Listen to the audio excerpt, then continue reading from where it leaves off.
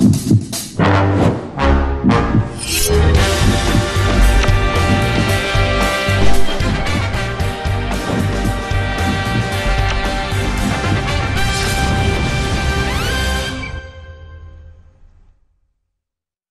방송에서 제공하는 투자 정보는 투자 판단에 대한 조언입니다.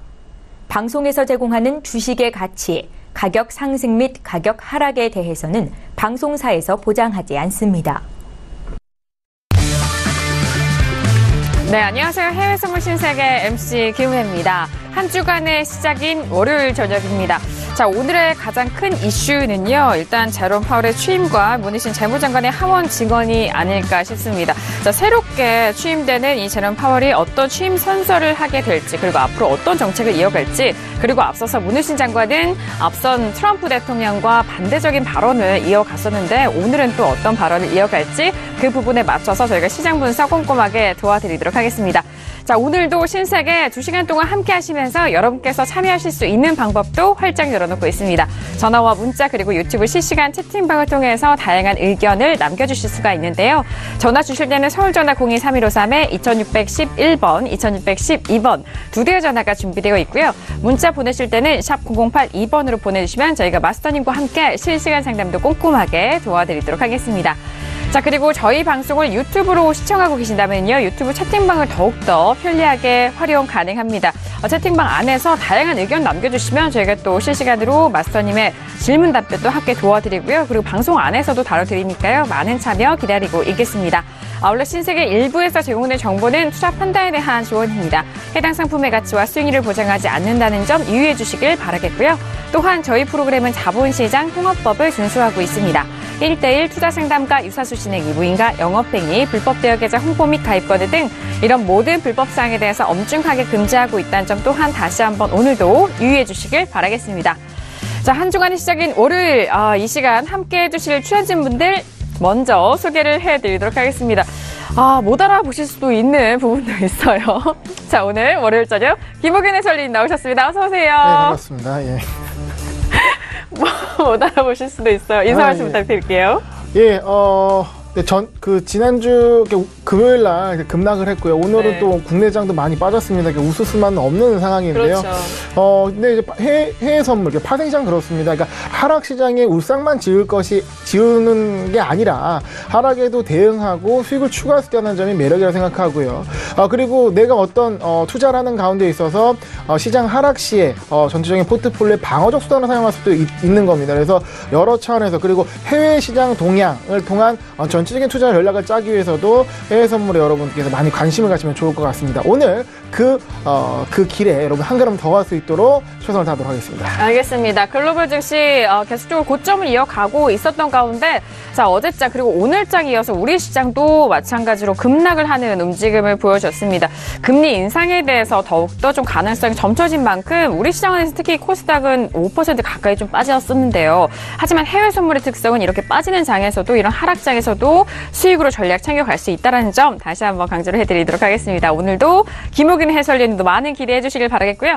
자, 오늘도 함께합니다. 김경희 PD 함께해요. 네, 안녕하세요. 김경희입니다. 오늘도 역시 미국 시장 좀 빠지고 있는 모습이고요. 오늘 오전 오후 우리 시장 역시 좀 많이 하락을 했습니다.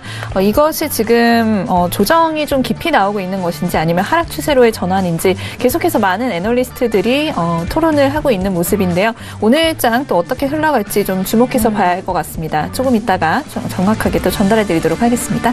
알겠습니다. 국내 증시도 그렇고 전반적으로 이제 또 다른 상승을 위한 현재 구간 쉬어가는 또는 조정작이냐라는 그 부분에 있어서 좀 많은 분석이 이어지고 있는데 저희가 실시간으로 시장의 흐름에 따라서 그에 맞는 가장 유효한 전략 함께 해드리도록 하겠습니다. 자, 이렇게 오늘도 두 분과 또 인사를 나눠봤고요. 무엇보다도 한 주간의 시작인 월요일장 중점적으로 여러분들의 해외 선물 전략자들을 마스터님 소개하도록 하겠습니다. 오늘의 마스터를 먼저 영상을 통해서 소개합니다. 해외 선물 신세계 정식 오픈!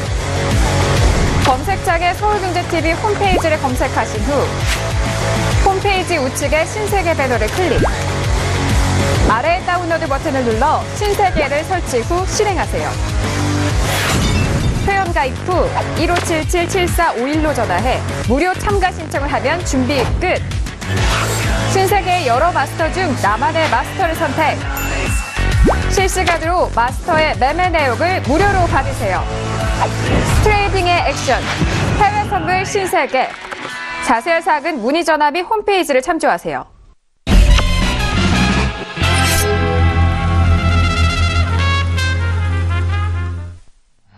네, 오늘 월요일장 해외 선물 시장 함께 해주실 마스터는요, 해외 선물계 다크호스입니다. 해왕 마스터님 나오셨습니다. 어서 오세요. 네, 안녕하십니까. 네, 반갑습니다. 인사 말씀 들어볼까요?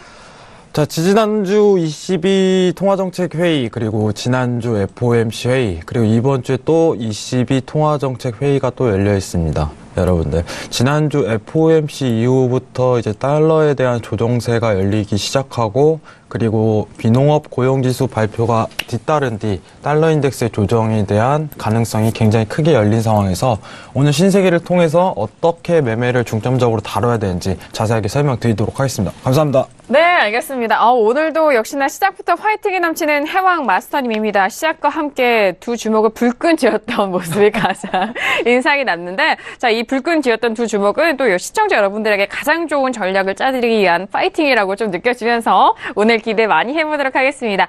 자, 이렇게 오늘 함께 해주실 해왕 마스터님까지 만나봤고요. 자, 지금 현재고 11시 3분 지나가고 있는 시간입니다. 시장 현재 구간에서 어떻게 흘러가고 있는지 현재 시세 살펴드리도록 하겠습니다. 시세 보시죠.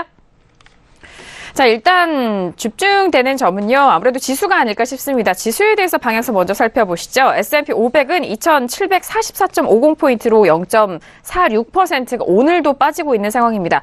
자, 나스닥도 마찬가지죠. 6723.75포인트 선 거래가 되고 있고요. 자, 유로 FX는요, 전일에 좀 빠졌던 가격대에서 소폭의 반등, 하지만 좀 약해 보이는 모습입니다. 1.2461 0달러로 0.23% 빠진 가격대고요. 자, 그리고 골드도 함께 보시죠. 자, 골드는 방금 전에 저희가 좀 오프닝과 동시에 1340달러가 깨지는 상황입니다. 1339.3달러 선에서 0.31% 강보합권 유지가 되고 있는 상황이고요. 자, 그리고 크루드오일도 함께 보시죠. 자, 크루드오일도 역시나 방금 전에 65달러 지지가 됐었는데 깨지면서 64.94달러 선 0.18%의 약보합권에서 움직이고 있습니다. 자, 그렇다면 CME 상장된 비트코인 선물 시세도 함께 살펴보시죠. 꽤 큰 폭의 하락이 이어지면서 저희가 신세계 통해서 선물 시세 함께 보셨던 분들은 이 변화를 아실 것 같아요. 11,000달러가 깨진 이후 10,000달러, 그리고 9,000달러가 깨지고 8,000달러가 깨지면서 7,665달러 선, 오늘도 10.72%가 빠진 가격대에서 현재 구간 움직이고 있습니다. 네, 일단 지수에 대해서 좀 하락폭, 거기에 유로 FX도 조정을 받고 있고요. 골드는 다시 좀 소폭의 반등을 이어가고 있는 상황입니다. 자, 크루드 역시 65달러에 대한 지지 여부가 좀 불확실한 가운데 비트코인은 8,000달러까지 깨졌다는 현재 시사의 시장 흐름을 먼저 좀 살펴드렸고요. 자, 그렇다면 이 시각에 어떤 뉴스와 외신들이 다루고 있는지 김경은 PD 통해서 먼저 정리하고 들어가 보도록 하겠습니다. 네, 먼저 미국 쪽 소식입니다. 미국 증시가 조금만 하락해도 심리적으로 불안감이 지속된다면서 조정이 발생할 경우에는 큰 흔들림이 예상된다라는 CNBC 쪽에 보도가 나왔습니다. 투자자들이 지금 랠리가 지속이 되면서 오랫동안 좀 평온을 즐겨왔다라는 의견과 함께 주가가 10% 하락하는 게 한 20에서 25% 폭락한 것으로 심리적으로는 그와 같이 다가올 것이다라고 평가했다는 보도네요. 네, 다음으로는 JP모건 쪽에서 채권 시장과 증시 조정이 인플레이션 공포가 아니다라는 의견을 냈다고 합니다. 인플레이션 공포를 빌미로 하락한 것이지 시장 자체가 인플레이션에 대한 어떤 공포로 빠진 것은 아니다라는 의견을 냈다고 합니다. 다음은 골드만삭스 쪽에서 이제 오늘부터 임기를 시작하는 파월의 연준이 2019년까지 금리 인상을 8번 단행할 전망이다라고 전망했다고 합니다. 네, 다음으로는 AMP 캐피탈 쪽에서의 의견인데요. 미국 증시가 추가 조정을 겪을 가능성이 있다라며 올해 금리 인상이 5번까지 있을 수 있다라는 전망을 내놨다고 합니다. 또 소시에테 제네럴 쪽에서는 이제 임시 단기 예산안이 이번 주 만료가 됨에 따라서 미국이 이번 주에 또 셧다운이 될 가능성이 있다라며 부채 한도 우려가 커질 것이다라는 전망을 내놨다고 하네요.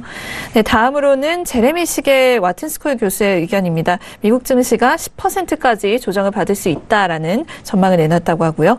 다음으로 유로존의 1월 합성 PMI 지수입니다. 확정치가 발표가 됐고요. 58.8로 2006년 이후 최고치를 기록했다라는 소식입니다.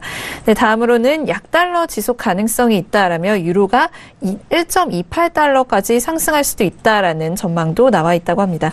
또 오늘 오후에 나온 소식입니다. 구로다 BOJ 총재가 끈기 있게 강력한 완화책을 지속하겠다라며 2%인 물가 목표치가 매우 중요하다라는 보도를 냈다고 합니다. 네, 알겠습니다. 역시나 증시가 지수에 대해서 고점이 나온 이후에 조정이 연일 나오고 있는 상황 속에서 또 다른 조정에 대한 전망과 그리고 금리 인상에 대한 횟수, 이 부분에 두 포인트에 좀 시장이 초점을 맞추고 있는 상황인 것 같은데요. 약달러를 지속 가능성에 대한 부분도 좀 맞춰져 있는 부분도 있고 금리 인상에 대한 횟수도 좀 더욱더 클 것이다라는 그런 다양한 분석이 나오고 있는 상황입니다. 그 안에서 유로에 대해서는 1.28달러에 대한 상승 전망과 함께 또 일본 구로다 총리에 대한 부분은 강력한 완화 지속 정책을 발언을 유지를 하고 있는 상황입니다. 그리고 역시나 2% 물가 목표치에 대해서 다시 한번 강조를 하고 있는 상황입니다. 자, 일단 연준 의장도 좀 바뀌고 있는 상황과 금리 인상에 대한 횟수 그리고 달러에 대해서 시장이 좀 많은 관심을 보이고 있는 가운데 자, 오늘 출연진 분들과는 또 어떤 이슈를 다루게 될지 먼저 이슈를 확인해 보도록 하겠습니다. 오늘의 퓨처스 이슈 토크 먼저 화면 통해서 이슈 확인하시죠. 네, 오늘 퓨처스 이슈 토크입니다. 먼저 첫 번째 이슈입니다. S&P 500입니다. 자, 고용지표 개선에도 국채 수익률 부담에 증시가 급락하고 있는 상황입니다. 선물 쪽에서도 마찬가지인데요. 현재 부분에서 S&P 500과 나스닥 양 지수 모두 하락을 하고 있습니다. S&P는 2743.25포인트로 더욱더 하락폭 깊어가고 있는 상황입니다. 자, 두 번째 이슈는 유로 FX입니다. 역시나 미국의 고용지표 호재로 달러와의 급등에 급락을 하고 있는 상황이었습니다. 자, 어제까지 좀 빠졌고요. 현재 구간도 좀 빠지고 있는 상황인데요. 1.24480달러 선 거래되고 있는 상황입니다. 자, 세 번째 이슈는 크루드 오일입니다. 원유 채굴 장비 건수 증가에 하락세를 이어가고 있는 상황입니다. 자, 일단 64달러 후반대에서 지지가 되고는 있습니다만 65달러가 다시 회복을 하지 못하고 있는 상황인데요. 현재 구간에서도 전략자 드리도록 하겠습니다. 자, 마지막 이슈는 골드입니다. 역시나 미국의 고용지표 호재에 달러가 반등을 하면서 골드는 하락을 전환이 한 상황입니다. 하지만 그 하락폭에 의해서 다시 한번 반등을 하고 있는 상황인데요. 1338.8달러로 0.27% 강보합권 유지되고 있는 상황입니다. 네, 이렇게 오늘도 4가지 이슈 준비를 했습니다. 자, 지수 그리고 연준 의원이 좀 바뀌고 있는 상황 속에서 이런 전반적인 정책, 시황 안에서의 꼼꼼한 전략이 좀 필요한 시점이 아닐까 싶은데요. 자, 먼저 첫 번째 이슈부터 바로 들어가 보도록 하겠습니다. 자, 첫 번째 이슈는 S&P 500입니다. 자, 많은 시장 분석가들이 지수를 두고 분석을 다양하게 이어져 오고 있는 상황입니다. 계속적인 조정, 추가적인 조정에 대해서도 언급을 하고 하지만 이 조정은 좀 짧게 혹은 길게 바라봐야 할 것이다라는 다양한 의견 나오고 있는데요. 자, 먼저 업앤다운 확인한 이후에 다시 한번 의견 나눠보도록 할게요. 네, 들어보도록 하겠습니다. 하나, 둘, 셋. 네, 김호균 해설위원님 관망이고요. 저와 마스터님, 김경희 PD까지 모두 다운의 의견이 확인이 됐습니다. 자, 지금 지수에 대해서는 정말 만장일치로 업이 많이 나왔었던 때가 정말 지난주 그 시간이 정말 짧은 기간이었는데요. 김경희 PD, 오늘 다운을 들어주셨단 말이죠. 먼저 들어볼게요. 지금 이 조정이라고는 하지만 이 조정이 오늘까지 좀 이어질 가능성이 높다라고 보고 있습니다. 금요일장 같은 경우에 다우지수 정말 많이 빠졌는데요. 665포인트 가량 빠지면서 굉장히 좀 낙폭이 컸습니다. 근데 외신에서는 또 이렇게 이야기를 했는데요. 시장이 금요일에 바닥을 찍는 경우는 좀 드물다라는 통계적인 어떤 수치를 보여주면서 또 그렇기 때문에 오늘 또 다른 매도세가 올 것에 좀 대비를 해야 한다 이런 이야기를 했는데 오늘도 역시 좀 지수 선물 조금 전에 다우가 한 250포인트 가까이 좀 빠지는 모습을 보이면서 또 하락을 하고 있는 모습이었습니다. 또 오늘 같은 경우에는 아시아장도 모두 좀 파란불로 마감을 했고요. 유럽 시장도 오전 시간대에 좀 하락을 했다라는 소식이 들려오고 있습니다. 그렇기 때문에 지금 이 조정세가 조금 더 이어지지 않을까 하는 생각이 좀 강하게 들고 있고요. 또 이 부분에 대해서 언제까지 이제 좀 이 조정이 언제까지 이어질 것인가에 대해서 또 CNBC 쪽에서 의견이 나오고 있는데 한 펀드 매니저와 이제 인터뷰를 했다라고 합니다. 근데 최근에 매도세에 대해서 그렇게 또 심각하게 받아들이고 있지는 않은 모습이고요.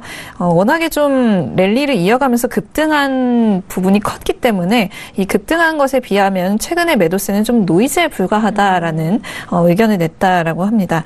그래서 월요일 아침 유럽 증시에도 지금 매도세가 이어졌지만 이 펀드 매니저 같은 경우에는 이런 흐름은 투자자들이 포트폴리오 구성을 좀 고민하면서 새로운 어떤 국면을 맞이하기 위해서 좀 쉬어가는 흐름이다라고 지금 풀이를 하고 있고요. 올해 초부터 현재까지 시장 흐름을 보면 솔직히 지금의 노이즈는 정말이지 중요하지 않은 이벤트다라는 의견을 냈다고 합니다. 3, 4주 만에 거의 2년간 상승할 만큼의 상승폭을 경험했다면 이 흐름이 계속 유지되기는 당연히 어려울 것이다라는 의견을 덧붙이면서 이런 변동성은 투자자로서 당연히 좀 받아들여야 하는 부분이라고 할 수 있다라고 또 분석을 했다고 하고요. 지금 증시가 거의 1년 동안 몇 번이나 사상 최고치를 경신하면서 상승을 해왔습니다. 모두 아시다시피 1월 중순에 다우지수의 경우에 4분기 실적 시즌 시작되면서 사상 최초로 또 26,000선을 넘어서기도 했는데요. 2018년 1월에 다우와 S&P 500은 2016년 3월 이후 월간 상승폭으로 또 최고치를 기록한 그런 모습이 또 보였습니다. 어쨌든 간에 지금 다우가 이번 달에 또 금요일에 하루 매도세로는 또 최고치를 기록한 것도 사실인데요. 시장 참여자들은 저인플레이션에 대한 우려가 영향을 미치기 시작하는 동안 어떤 성장률 강세 그리고 긍정적인 기업 실적 환경을 이제 받아들이기 시작한 것으로 보인다라는 분석을 또 나타내고 있습니다. 또 지금 또 많은 분들이 걱정하시는 부분이 채권 수익률, 국채금리 부분인데요.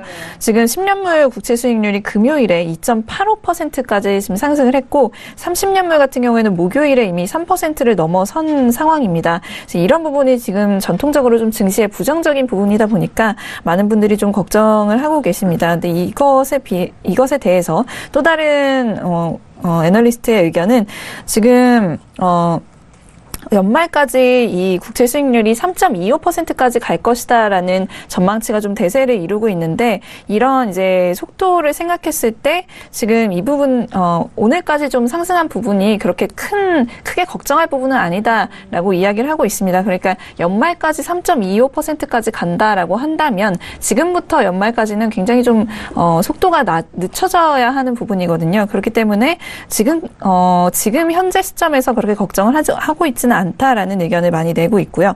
그리고 또 이전에 다우가 3만 선을 좀 있으면 넘어설 것이다라고 이야기했던 한 애널리스트의 경우는 물론 중요한 것은 세계 경기가 계속해서 좋아지고 있고 또 기업 실적 역시 계속해서 좋아지고 있다는 점이다라고 이야기를 하면서 전 세계 시장에서의 매도세가 이어짐에도 불구하고 현재 가장 중요한 의문은 이 매도세가 추세 변화의 시작점이냐 아니냐 하는 것이다라고 이야기를 하고 있습니다.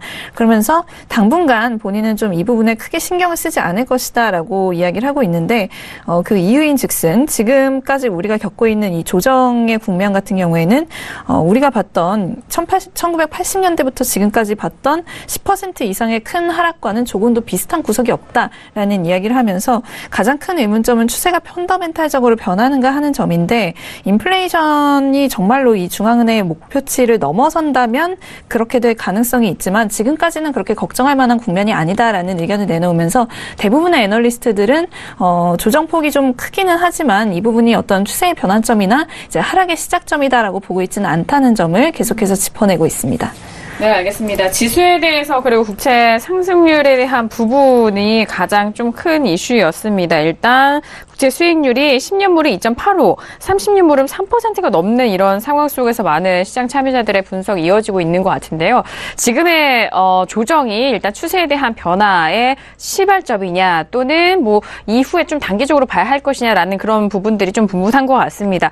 자, 지금 국채 수익률에 대한 부분 다시 한번 짚어주시면서 일단 하락의 다운에 대한 의견 좀 들어봤고요. 그렇다면 김호균 해설위원님 오늘 관망을 들어주셨습니다. 더욱더 궁금하네요. 사실 업이었는데요. 네네. 업인데 약간 보수적인 관점에서 관망으로 약간 좀 바꿨는데 지금 매수적 관점이 좀 더 높다고 말씀을 드리겠습니다. 그리고 금요일 날 폭락을 했죠. 근데 잠깐 그 앵커님께 여쭈고 싶은 게 네.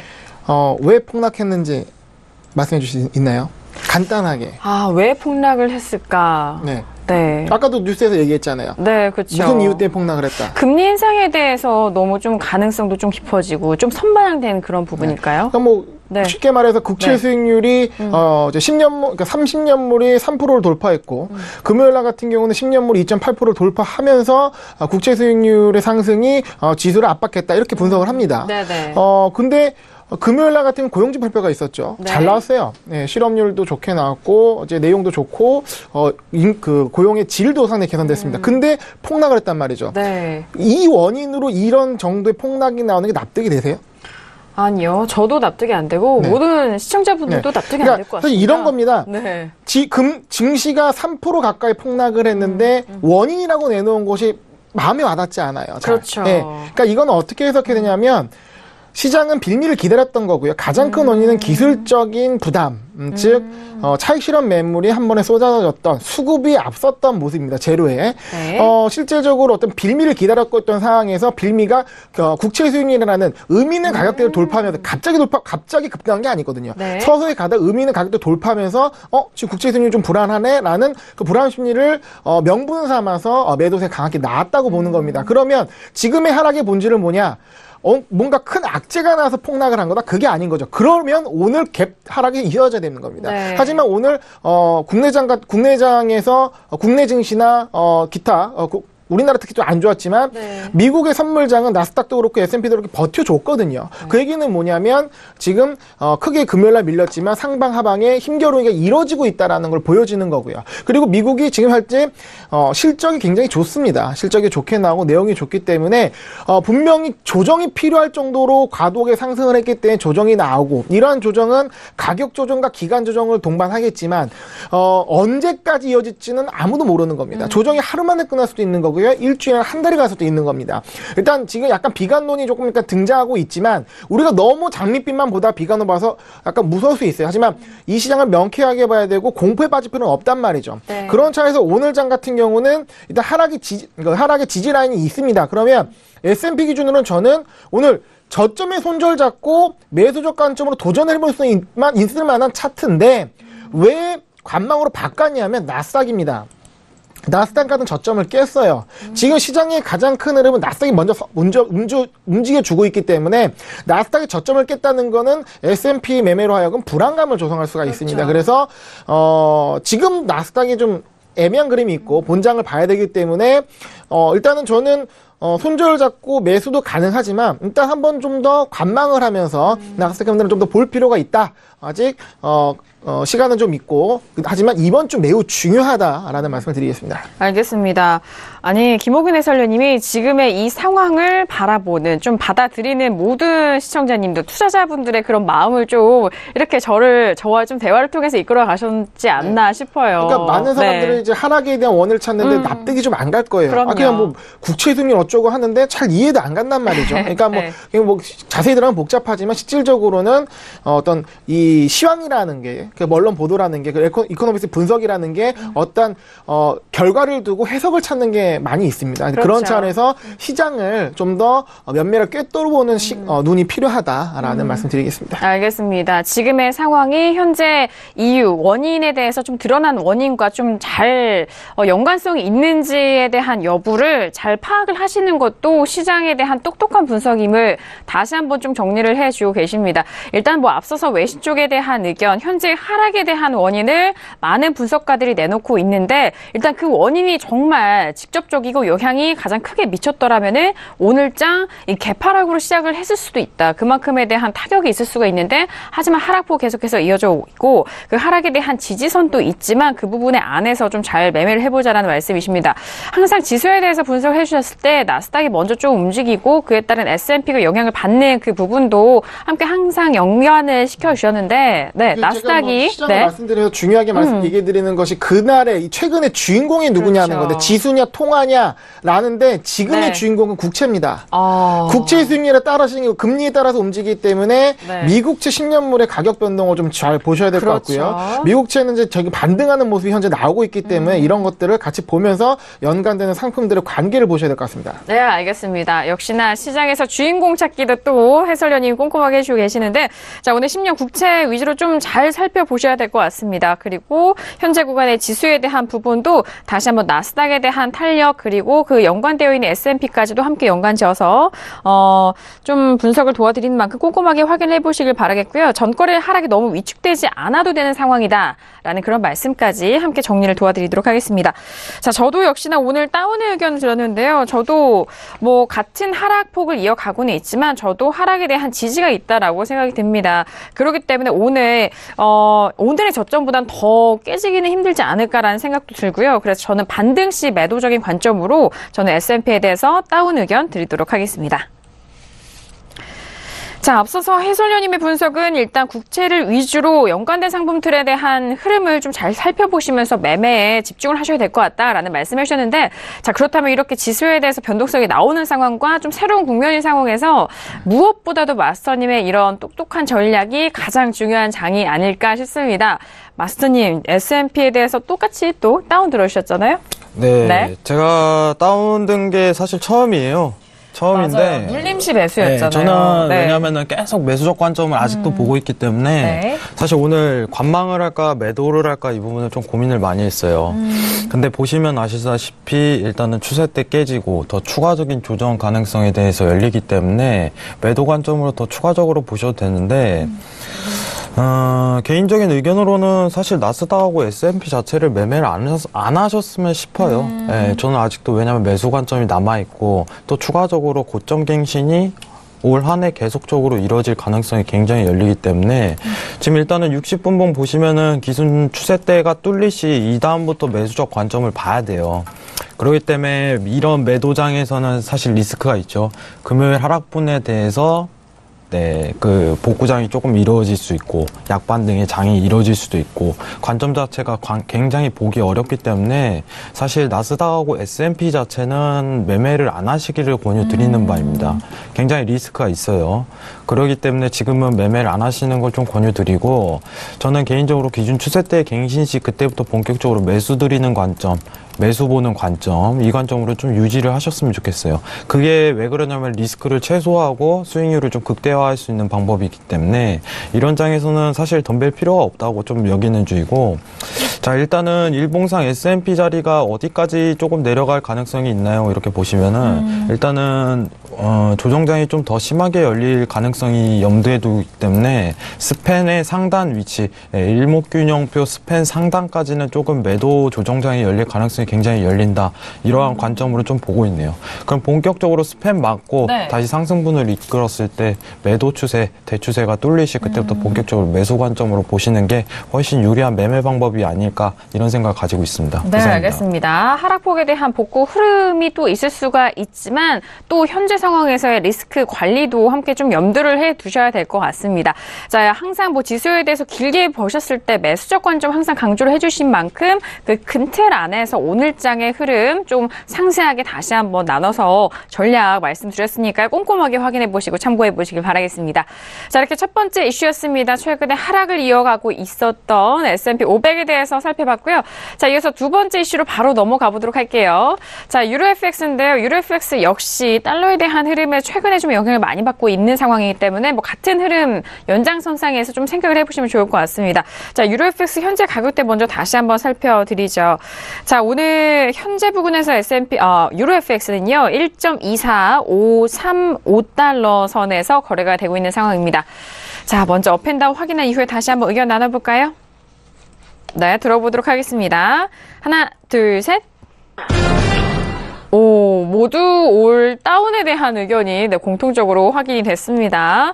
자, 유로FX 1.25달러 돌파 전까지만 해도 업이 정말 상당 부분에서 확인이 됐었는데, 아니 오늘 유로에 대해서 김경희 PD 최근에 좀 다운의 의견을 좀 몇 번씩 해주시는 것 같아요. 지금 오늘 같은 경우도 달러가 조금 힘을 계속해서 받는 모습이 확인이 됐기 때문에 오늘 유로는 반대로 갈 것이기 때문에 다운을 들었습니다. 우선 금요일에 지금 비농업 고용지표가 나오면서 네. 달러가 계속해서 좀 되게 간만에 힘을 받고 있는 모습인데요. 네. 임금 같은 경우에 약 8년 만에 가장 빠른 속도로 상승했다라는 분석치가 나왔고요. 또 이런 임금 상승률과 또 인플레이션이 계속해서 좀 같은 자리에 머무는 게 아닌가 하는 시장의 우려를 깨고 또 상승을 할 것이다라는 기대감이 생겨나면서 이 좀 한 달 내내 거의 매도세에 시달리던 달러가 좀 반등을 하는 모습입니다. 일단 트레이더들이 좀 높은 인플레이션 기대감과 또 중앙은행이 금리를 좀 더욱 공격적으로 인상할 것이다라는 추측을 하면서 증시는 하락하고 또 반대로 국채금리는 상승을 하는 모습이었는데요. 여기에 대해서 또 이제 애널리스트의 의견이 올라오고 있는데 국채와 증시의 움직임이 마침내 좀 달러 반등으로 이어진 것이다. 또 현재 시장의 지배적 패러다임이었던 위험자산 선호 그리고 약달러 패러다임이 인플레이션 상승 기대감과 국채금리 상승 그리고 연준의 잠재적인 어떤 매파적 스탠스에 좀 취약하다는 점을 이번에 좀 보여준 것이다라는 또 분석을 했는데요.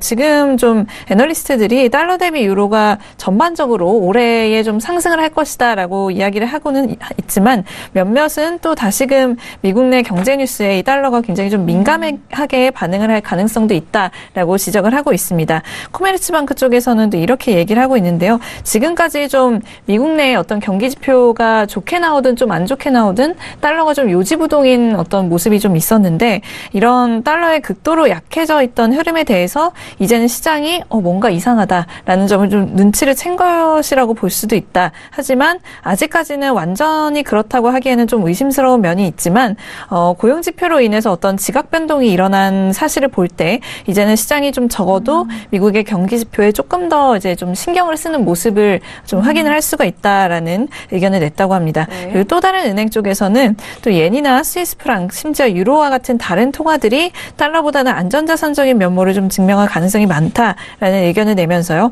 앞에서 말씀드렸듯이 미국채 금리가 연말까지 3.25%까지 오를 것으로 보기 때문에 지금 상황에서 최근 국채금리 상승으로 인해서 좀 국채가 걷잡을 수 없는 파멸 구간으로 갈 것이다라고는 보지 않는다라는 의견도 냈다고 합니다. 네, 알겠습니다. 최근에 달러 급속도로 떨어졌었던 부근에서 가장 빠르게 또 반등을 하고 있는 상황이다라는 분석을 해드렸고요. 앞으로 달러는 미국 경기 지표의 흐름에 좀 되게 민감하게 반응을 할 수도 있다라는 그런 분석을 내놓는 만큼 앞으로 발표된 지표 그리고 연관된 달러의 흐름도 함께 잘 살펴보시길 바라겠습니다. 자, 일단 유로 FX에 대해서는 기준이 좀 달러에 대한 최근 흐름 좀 가장 중요하기 때문에 중점적으로 좀 말씀을 도와드렸고요. 자, 이어서 유로 FX는 뭐 역시나 마스터님도 다운의 의견을 들어주셨기 때문에 바로 들어보도록 하죠. 네, 여러분들한테 네네. 지금 신세계를 통해서 조금 얘기 드릴 말씀이 있습니다. 유튜브 안에서요? 신세계 안에서요? 네. 신세계를 통해서 네. 좀 자세히 얘기 드릴 바가 있는데 네네. 사실 이제 여러분들이 올 한 달 동안 2월 한 달 동안 어떻게 매매를 이뤄야 될지 지금 좀 심각하게 고민을 해보셔야 돼요. 네네. 지금부터 조금 얘기가 길어질 수 있는데 유로에 관해서는 자 지금 이렇게 보시면은 달러 차트를 조금 유심히 보도록 하겠습니다. 네. ECB 정책 회의 그리고 FOMC 회의 그리고 논팜 논팜 자체도 이어지고 상황 자체가 뭘 뜻하냐면 달러에 대한 조정세의 가능성을 굉장히 염두하는 거예요. 여러분들 제가 항상 강조드렸던 점은 뭐냐면은 유로는 올 한 해 매수적 관점으로 접근하셔야지 큰 수익이 날 수 있다고 계속 지속적으로 강조해 왔습니다. 그러면 언제부터 본격적으로 유로를 매수를 볼 수 있냐? 그게 해답인데 3월 FOMC 회의 이후에 이제 유로를 매수적 관점을 볼 수 있다는 측면이 나와요. 네. 왜 그러냐면은 2월 이제 중순에 인플레이션 발표가 있는데 인플레이션 발표도 이제 상당히 한 단계 더 업그레이드된 측면으로 나타나면은 달러의 조정세가 좀 더 추가적으로 이어질 가능성이 굉장히 커요. 근데 여러분들이 잘 아셔야 될 게 뭐냐면은 자, 달러 차트를 연결 차트로 좀 확인을 하겠습니다. 네. 자, 매번 금리 인상할 때마다 제가 유로를 매수를 들고 가라고 이런 관점을 펼쳤어요. 여러분들 이제 보시면 아시다시피 지금 또 이제 매수적 관점을 한 차례 더 노려야 되는 타이밍이 한 달 안에 온다는 거예요. 이번 달 안에? 아니 3월. 3월 FOMC 네네. 회의가 있기 때문에 한 달에 그때 매수적 관점을 한번 포인트를 찾는 게 더 큰 수익이 날 가능성이 굉장히 크다는 거예요. 근데 문제는 여러분들 아셔야 될 게 자, 매도 추세가 이어지는 상황에서 조정세가 이루어진다면 그때만큼 매매가 힘든 점이 없어요. 이해하시겠나요? 매매가 굉장히 힘들 겁니다, 이번 달에. 이거 띄워줄 수 있나요? 2월에 유로 관련 달러 인덱스 관련은 매매가 굉장히 힘들 것으로 예상. 달러 연관된 종목들. 왜냐면은 전 지금 달러 자체가 앞으로 하락 추세를 더 추가적으로 이어갈 가능성이 굉장히 큰 상황에서 이제 금리 발표까지 이제 한 달 반 정도 남았는데 지금 3월에 대한 이제 미국 금리 인상 확률이 FOMC 회의 이후에 90%로 뛰었죠. 그건 무슨 뜻이냐면은 저희 집 강아지가 한 마리 있어요. 네. 저희 집 강아지 한 마리인데 저희 집 강아지도 알고 있다는 거예요. 아, 미국의 금리가 오르는구나. 90%라는 거는 저희 집 강아지도 알고 있어요. 이게 무슨 뜻이냐면 여러분들 3월, 네, 그만큼 당연한 거예요. 지금 90% 이상이 다 3월에 금리 인상할 것이다 이렇게 얘기하고 있는데 그러면은 3월에 이제 유로 매수 보면 되는 거예요. 그러면은 이 조정 구간에선 굉장히 매매가 타이트하게 이루어질 거다, 굉장히 어려울 거다 이걸 뜻하기도 해요. 이해하시겠죠? 네. 그래서 제가 골드를 추천드린 이유는 조정세가 약간이라도 달러가 일어난다면은 골드는 하방으로 이제 매도 대추세를 형성할 가능성이 굉장히 크기 때문에 수익을 좀 더 극대화할 수 있어요, 골드 자체가. 그렇기 때문에 제가 골드를 추천드렸던 거고, 유로보다는 사실 아직도 골드를 추천하는 편이에요. 근데 그 부분은 제가 좀 이따 얘기 드릴 건데, 네. 이번 2월 한 달은 제가 봤을 때 굉장히 힘들 걸로 보고, 이제 60분봉에서 차트를 좀 더 자세히 보도록 하죠. 자, 제가 이제 기준을 좀 설명드렸었어요, 저번에. 예, 파동 자체가 가장 많이 나오는 이제 추세대가 있는데, 야, 이거 이제 갱신될 때부터 이제 유로를 매도적 관점으로 보시면 된다. 대신 장기는 안 된다. 다시 지울게요. 죄송합니다. 네. 차트가 좀 지저분하네요. 좀 천천히 할게요. 네, 천천히 말씀해 주십시오. 네. 자, 파동 자체가 여기서 이제 갱신이 됐기 때문에 이제 본격적인 조정장이 시작된 거예요. 그러면 유로를 매도적 관점으로 계속 지속적으로 봐야 되겠죠.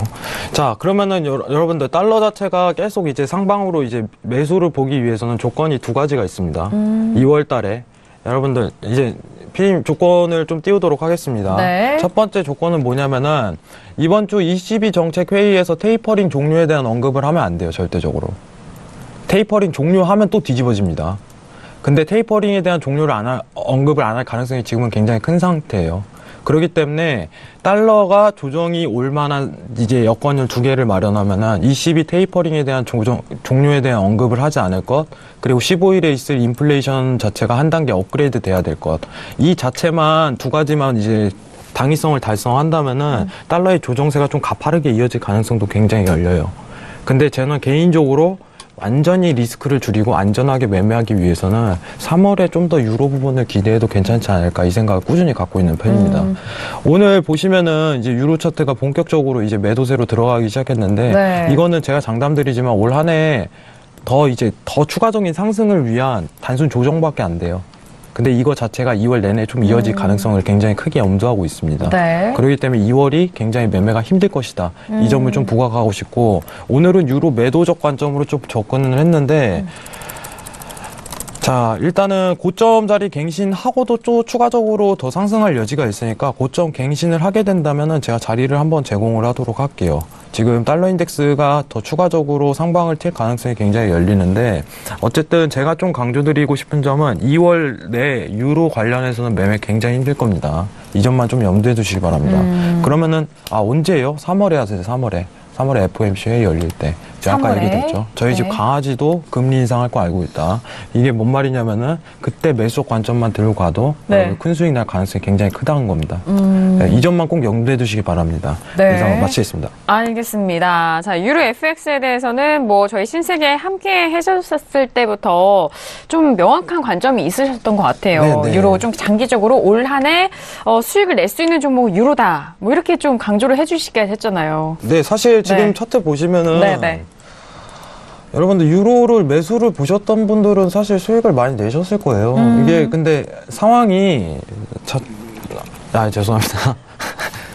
상황이 제가 항상 누누이 강조 드렸다지만 이게 여러분들 이제 또 착각을 할 수 있어요. 지금 유로 많이 올라왔는데 또 매수 더 올라갈까요? 더 올라갑니다. 왜냐? 테이퍼링에 대한 종료를 언급을 하지도 않았어야지. 테이퍼링 종료 언급하는 순간 날아가는 거예요. 진짜 날아갑니다. 이건 드라기 총재 입에서 나오는 순간 이제 유로는 걷잡을 수 없을 거예요. 근데 그때가 이제 FOMC 회의를 기반으로 이제 상승 추세 탄 상태에서 테이퍼링에 대한 종료를 언급할 가능성이 크기 때문에 아직은 종료를 언급할 단계는 아닌 것 같고, 개인적으로 이제 2월에는 좀 조정 장세가 열릴 가능성이 굉장히 크다는 점. 근데 조정 장세는 등락폭이요, 이렇게 추세로 확실하게 헤어지지 않고 대부분 이런 식으로 올렸다 내렸다 올렸다 내렸다 점점 이런 식으로 이루어지기 때문에 유로를 매도적 관점으로 보되 개인적으로는 조금 매매 자체가 굉장히 힘들 거예요. 그래서 장기 포지션은 최대한 지고 가지 마시고 네. 저는 데일리 매매를 좀 하시는 걸 추천드립니다. 알겠습니다. 이상을 마치겠습니다. 네, 알겠습니다. 자, ECB에 따른 방향성 그리고 3월 FOMC에 대해서 좀 가능성에 대해서는 거의 정말 많은 분석가들도 점치고 있는 만큼 그 배경을 깔고 유로 FX에 대한 접근 전략까지 다시 한번 정리를 해드렸습니다. 자, 두 번째 이슈 유로 FX에 대해서 들어보고 있는 상황인데요. 현재 구간 37번 지나면서 오늘의 미국 증시가 개장이 된 상황입니다. 자, 개장과 함께 시장 어떻게 흘러가고 있는지 다시 한번 시세 살펴드리도록 하겠습니다. 시세 보시죠.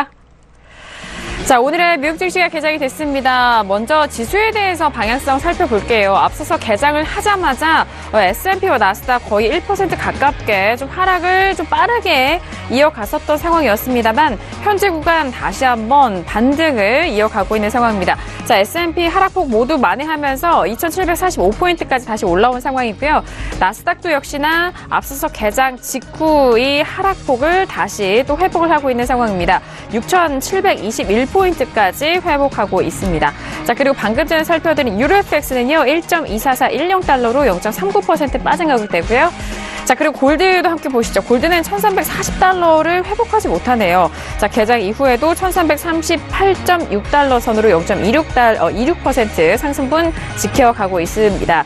자, 그리고 크루드 오일 같은 경우는 65달러를 다시 한번 복귀합니다. 65.08달러까지 올라가면서 상승으로 전환이 된 상황인데요. 0.03% 상승분 이어가고 있습니다. 네, 뉴욕 증시 3대 지수 모두 하락 출발했다는 소식과 함께 다우지수는 200포인트 이상의 하락이 이어갔다라는 소식입니다. 자, 방금 전에 지수 S&P 500과 나스닥도 개장 직후엔 정말 빠르게 낙폭이 확대가 됐기 때문에 순간적으로 좀 놀랐을 수도 있을 것 같은데요. 자, 이어서 유로 FX에 대해서 김호균 해설위원의 의견도 추가적으로 들어보도록 하죠. 네, 일단은 좀 쉽게 한번 접근해 보고요. 네네. 어렵게 한번 접근해 볼게요. 네. 먼저 쉬운 것부터 갈까요? 네, 쉽게 한번 보죠. 네네. 저는 오늘 이제 유로 차트를 보면서 이제 차트 한번 보시겠습니다. 이게 좀 자연스럽게 좀 그림이 그려지는데요. 이게 저점은 높아져 고점은 낮아진 삼각수렴의 그림이 그려지더라고요. 그래서 이제 방송하기 전에 이제 오늘 오후에 이 정도 그림을 그리면서 오늘 위로는 아래든 터지겠구나라는 생각을 했거든요. 그러니까 방향을 위로는 아래든 잡을 수 있는 그림이 나오기 때문에 방향이 어찌됐든 간에 오늘 한번 이제 어떤 수렴 이후에 발산하는 모습이 나올 수 있다라고 좀 봤습니다. 그렇기 때문에 그 발산이 하방으로 나왔어요. 그러면 하방으로 어느 정도 가는 그림이 나올 수가 있습니다. 그래서 쉽게 봤을 때는 차트적으로 어떤 이제 그 수렴 이후 발산하는 자리가 힘 에너지가 모여서 하방으로 돌파됐기 때문에 하락 힘이 현재 강하다. 오늘의 매매 전략을 본다면 매도조 접근한 것이 맞다라는 말씀을 드리겠고요. 네. 흔히 말하는 이 구간이 맥점이 될 수가 있겠죠. 하락하는 그림이 30분 우상에서 음봉이 나올 때 매도조 접근했으면은 이제 홀딩하면서 좀 끌고 갈 수 있는 그림이 가능한 위치라고 보여지고요. 어렵게 보겠습니다. 지금 어쩌면 마스터님께서 말씀하신 거는 유로는 구성이 이렇게 됩니다. 분자에는 유로고요. 분모는 달러입니다. 그러니까 달러와 유로화의 관계를 보는 거죠. 그러면 마스터님 말씀하신 건 특히 이제 유로화, 그러니까 유럽 쪽의 이슈로 중점적으로 얘기를 해주신 거고, 저는 달러의 이슈로 좀 중점적으로 보도록 하겠습니다. 지금 현재 그 금리 인상 이슈가 많이 얘기가 나오고 있죠. 그것이 국채 수익률이 증가되면서 금리 인상을 할 것이다. 그러면 국채 가격은 금리와 반대로 움직이기 때문에 하방 압력이 이어지고 있고 떨어지고 있습니다. 그리고 국채가 금리가 계속 오르다 보니 그 시장은 증시는 부담을 느끼죠. 왜냐하면 똑같은 돈이 있으면 금리가 계속 올라간다. 안정적인 국채 쪽으로 옮겨가는 수요가 높아질 것이고, 금리가 너무 높아지게 된다면 기업들의 어떤 생산성에도 어느 정도 제약을 받을 수 있기 때문에 이런 금리가 시장에 부담을 준다라는 이유로 금리가 상승하면 지수가 하락하게 돼 있습니다. 네. 일반적인 상황에서 말이죠. 네네. 그럼 금리가 오르면 달러는 어떻게 될까요? 일반적으로. 금리 오르면 달러도 올라가죠. 그렇죠. 네. 왜냐하면 금리를 올린다는 거는 달러를 시장에서 걷어들이는 거죠. 네네. 달러가 시장에서 귀해지는 겁니다. 그럼 가치가 올라가겠죠. 그렇죠. 그래서 그동안의 양적 완화라는 거는 서브프라임 이후에 미국이랑 세계 글로벌이 폭망하면서 이것을 살리기 위해서 유동성을 공급해서 유럽도 그렇고 미국도 그렇고 일본도 그렇고 돈을 퍼부은 겁니다. 네. 유동성으로 해서 살려놨습니다. 그러면 살려놓은 데서 끝나는 것이 아니라 돈이 너무 많이 돌면요. 무슨 일이 생겨요? 인플레이션이 생기죠. 그렇죠. 모든 국가들이 가장 걱정하는 건 인플레이션입니다. 근데 적정하게 경기가 회복되면 그 풀어진 돈을 걷어들여야 됩니다. 그것이 테이퍼링이고 금리 인상입니다. 지금 미국이 금리 인상을 하고 이제 곧 유럽도 금리 인상 기조로 가고 있는 겁니다. 그런 흐름이 있는 상황에서 그렇다면 금리 인상은 달러 강세로 갈 수 있는 요인인데 작년 한 해 내내 달러 약세로 갔죠. 네. 그리고 지금 이상한 거예요. 그건 이상한 거예요. 그리고 지금에 와서 지금 국채 수익률이 증가하면서 증시가 폭락하는데 달러는 움직이지 않았습니다. 그러니까 뭔가 달러를 억누르고 있는 힘이 보인다는 거죠. 그러면 달러 인덱스를 보겠습니다. 네. 지금 현재 상황에서 달러가 올라줘야 되는데 어느 정도 저항을 받고 지금 눌리는 모습이 나오고 있는 거거든요. 그러면 유로에서 매도 시그널이 나온 상황에서 달러가 89.40을 돌파하게 된다면 이거는 유로의 매도 관점을 좀 더 가져갈 수 있는 튼튼한 근거가 된다는 거죠. 그렇죠. 이게 방향이 언제 꺾을지는 모르지만 일단 달러 인덱스가 89.40을 상방 돌파할 경우는 유로에 대해서 매도 관점을 유지해도 좋다라는 어떤 상관관계로 이해하셔도 좋을 것 같습니다. 네, 알겠습니다.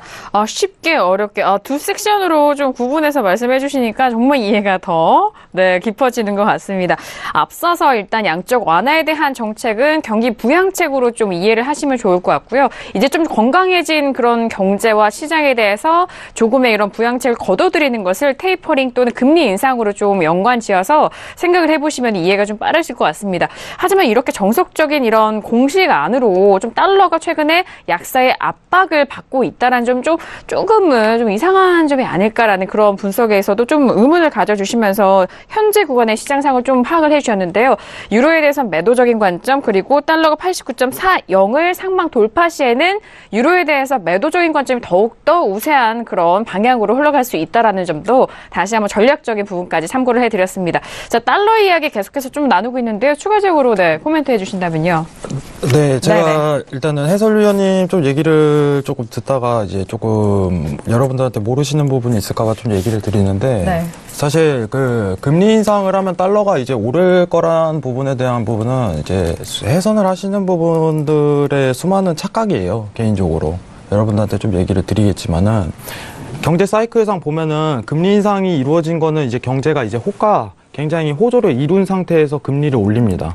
미국 자체가 FOMC 자체가 미국 내 경제 지표가 이만큼 계속 살아났기 때문에 우리 이제 안정 구간이다. 인플레이션도 이만큼 올렸기 때문에 우리 이제 금리 인상을 해야 된다. 여러분들 지금 상대적으로 이제 달러에 대한 기대감은 굉장히 낮아진 상황이에요. 왜냐? 금리 인상다면 뭐예요? 없거든요. 앞으로의 상황이. 근데 유로를 보세요. 유로 차트는 왜 지금 추가적으로 계속 상승할 수 있냐면은 테이퍼링만 종료하면 그 다음 단계가 이제 금리 인상이에요. 그러면은 유로에 대한 기대감이 엄청나게 부각된 상태고 앞으로는 달러가 더 추가적으로 내려갈 거라는 거는 금리를 통해서만 알 수 있어요. 이게 어떻게 보면은 당연한 수순입니다. 여러분들 지금 유로 차트를 보시면은 네. 제가 좀 설명드릴 때, 자, 전에 왼쪽 동그라미를 좀 보시면은 이때가 미국 테이퍼링 할 때고 오른쪽 보시면은 여러분들 이때가 유로 테이퍼링이에요. 이해하시겠죠? 네. 그러면은 상황 자체가 어떻게 펼쳐지냐면은 유로 자체가 앞으로 이제 유로의 가치까지 미국의 테이퍼링 전까지 가치까지 끌어올릴 수 있는 충분한 단계가 되는 거예요.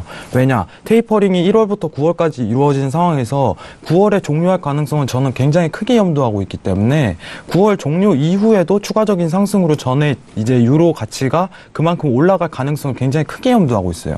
그렇기 때문에 그 기준점이 매번 이제 포지션을 매수 볼 기준점이 미국 금리 인상이라는 겁니다. 왜냐? 미국이 추가적으로 달러가 하락할 만한 타이밍은 금리 인상 FOMC밖에 없기 때문에. 그렇기 때문에 제가 3월을 좀 집중하라는 거고, 여러분들이 앞으로 이제 어떻게 보시면 아시겠지만은 금리 인상이라는 거는 어떻게 보면 경제가 굉장히 호조를 띈 상황에서 하는 단계이기 때문에 지수가 내려갈 가능성이 굉장히 커요. 그럼 지수는 언제 올라요? 양적 완화를 조금씩 축소하기 시작했을 때, 그때부터 엄청난 급상승이 이루어지는 겁니다. 유로 자체가 지금 급상승이 이루어진 건 양적 완화를 축소하기 시작을 하는 거예요. 작년부터. 그리고 제가 항상 이제 설명드렸던 점은 유로 다음은 엔화다. 이 부분 강조드렸었고, 그러기 때문에 금리 인상 때 올라갈 거다, 반등할 거다. 그럼 여러분들한테 반대로 얘기 드리면은, 자, 3월에 금리 인상 자체가 90%에 육박하다고 했어요. 이거는 금리 인상을 한다는 뜻입니다. 그러면 너도 금리 인상하는 거하고 나도 금리 인상하는 거하고 얘도 금리 인상하는 거 아는 상황에서 어떻게 매수적 관점으로 보겠냐 이거예요. 모두가 다 이제 매수적 관점으로 금리 인상하면 매수적 관점을 본다. 이거는 제가 봤을 때 큰 오류인 것 같아요. 그만큼 경제 사이클 자체가 굉장한 호조를 띄웠기 때문에 더 이상 달러에 대한 기대치가 지금 현 상황에서 없기 때문에 앞으로 추가적으로 하락 가능성이 굉장히 열리는 거기 때문에 금리 인상 시마다 유로 매수를 조금 보는 거는 앞으로도 좀 더 이어질 가능성이 굉장히 크다는 걸 염두하고 싶은 겁니다. 지금 테이퍼링에 대한 어느 정도 감이 부족하신 분들은 이 연결 차트, 유로 연결 차트를 보시고 확인을 해보셔야 돼요. 지난 미국 자체가 테이퍼링을 했을 때 어떠한 파급을 일으켰는지, 지금은 유로가 하고 있는 단계인데 이게 어떻게 앞으로 더 파급을 일으킬지 이 상황을 조금 파악하시면은 해소하는 데 큰 도움이 되실 거라고 생각합니다. 이상입니다. 알겠습니다. 현재 구간에서 유로에 대해서 많은 분석이 나오고 있는 만큼 또 그 분석대 또 해왕 마스터님의 관점으로 또 설명을 해드렸습니다. 자, 지금 개장을 하고 16분, 17분 지나가고 있는 시각인데요. 오늘 증시 안에서 개장 소식 많을 것 같습니다. 어떤 소식일까요? 네, 지금 개장을 하면서 다우 같은 경우에는 한때 320포인트 가까이 하락을 했었는데요. 지금 좀 낙폭 많이 줄인 상황입니다. 그래서 지금 한 100포인트대 하락선을 보이고 있고요. 자, S&P 500 같은 경우에는 0.7% 정도 하락을 했다라는 뉴스입니다. 여기서 가장 지금 좀 힘을 받지 못하는 섹터는 금융주다라고 지금 올라오고 있고요. 또 나스닥 같은 경우도 지금 오늘 0.8% 하락하고 있습니다. 이 이유는 페이스북이나 아마존, 넷플릭스와 같은 소위 말하는 그 빵주가 오늘 조금 하락을 하면서 나스닥이 전반적으로 좀 하락을 하고 있는 것으로 보이고요.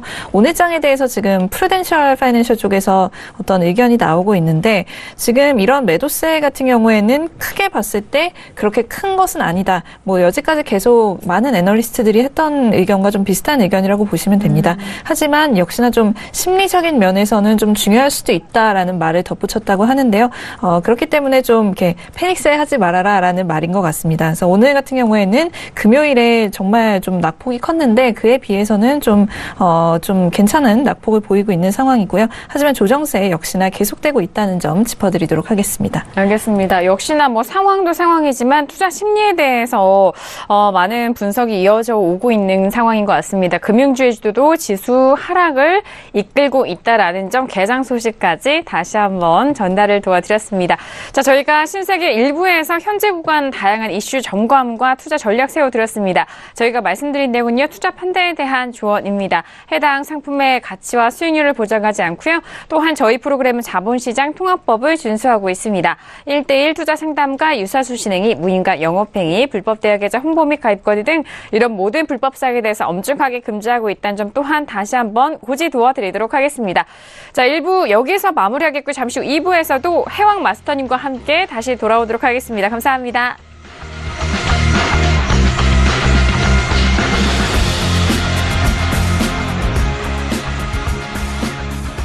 본 방송에서 제공하는 투자 정보는 투자 판단에 대한 조언입니다.